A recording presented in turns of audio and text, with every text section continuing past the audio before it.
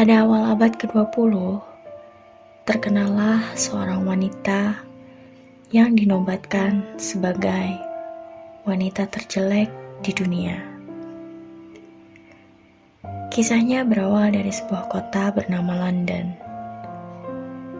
Pada tanggal 20 Desember 1874, lahirlah seorang anak wanita yang cantik, bernama Mary Ann Webster, dari keluarga yang tidak terlalu berada. Ia tumbuh dan sudah mulai bekerja sebagai perawat di usianya yang belia.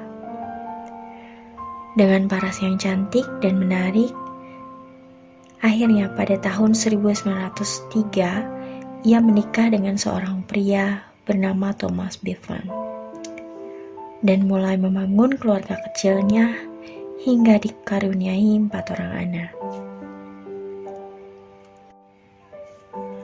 Namun tidak lama setelah Mary melahirkan anak yang keempat, ia mengalami keluhan pertama pada kondisi kesehatannya.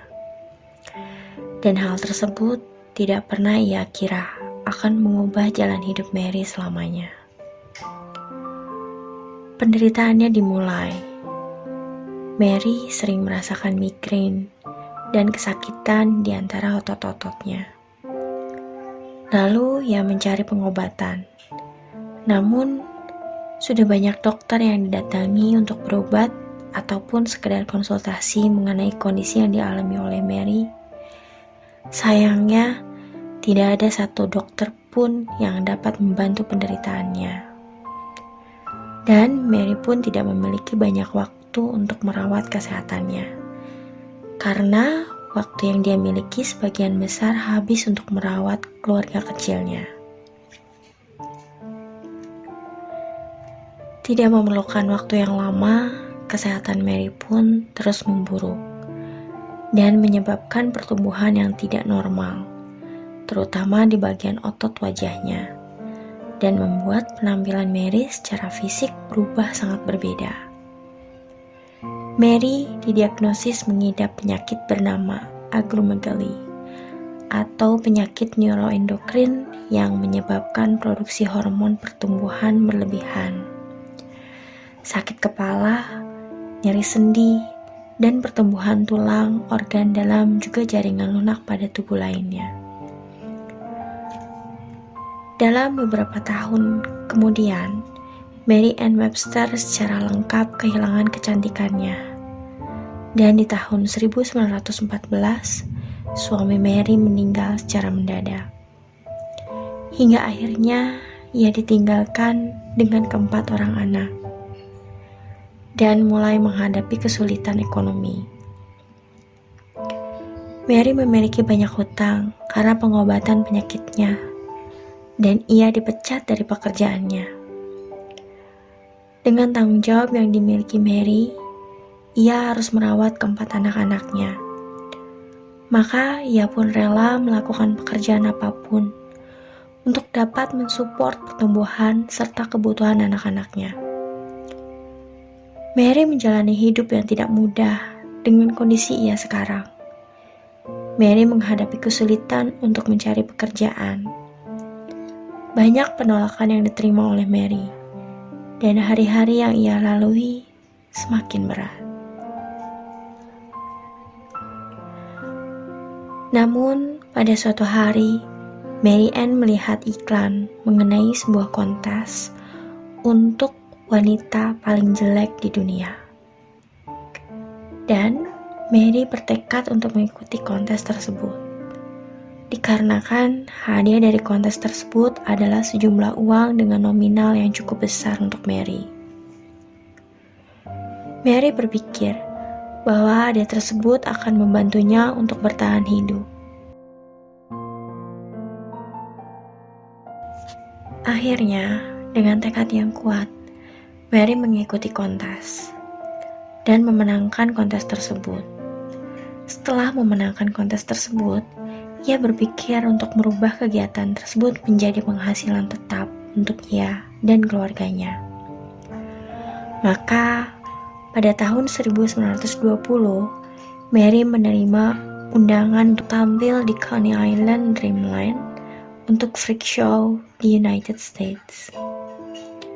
Di pertunjukan tersebut, Mary menjadi wanita yang sangat menonjol dengan penampilan maskulin yang sangat tidak menarik. Penampilan aneh Mary memicu ejekan, hinaan, dan cemoohan. Namun ia tetap bertahan dan melakukan semua demi anak-anaknya. Terkadang di momen-momen tertentu, Mary harus berjalan lama di tempat-tempat umum, hanya untuk menghibur orang-orang. Dan terkadang banyak orang yang memanggilnya dengan sebutan yang aneh, meneriakinya, bahkan melempar batu padanya. Tapi ia lagi-lagi menahan segala perlakuan yang menyayat hatinya, karena dia sadar tidak memiliki apapun lagi selain dirinya sendiri. Lalu di tahun yang sama,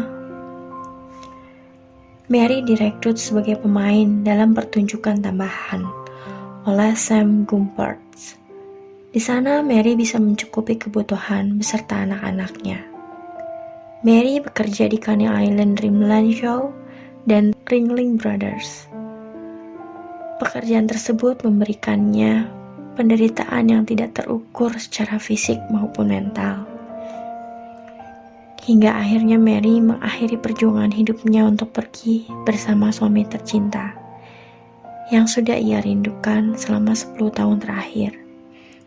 Tepat pada tanggal 26 Desember 1933, 6 hari setelah ulang tahun ke-59, dengan penyebab kematian yang natural. Kisah Mary memberikan kita banyak pelajaran untuk tidak menilai seseorang hanya dari tampak luarnya saja. Ia melakukan pekerjaan yang melukai secara mental demi anak-anaknya, dengan kondisi yang mungkin banyak orang tidak menyadari bahwa penampilannya itu dikarenakan penyakit yang diidapnya. Mary adalah sosok wanita pejuang dalam hidup yang pantang menyerah. Ia merubah penyakitnya menjadi kesempatan untuk dijadikan sebagai sumber pendapatan. Semoga kita bisa tetap bersikap manusiawi terhadap orang lain, karena setiap orang menderita dan memiliki perjuangannya masing-masing. Hanya karena penderitaan dan perjuangan kita berbeda, jangan sampai membuat orang lain jauh lebih tak berharga. Dan jika ada standar untuk kecantikan sebuah jiwa, maka Mary Ann pantas untuk menjadi wanita yang paling cantik di dunia. Apakah kalian dapat menjadi seseorang yang kuat seperti Mary jika berada dalam posisi dan kondisi yang sama dengannya? Leave komen ya teman-teman, karena aku ingin tahu pendapat kalian.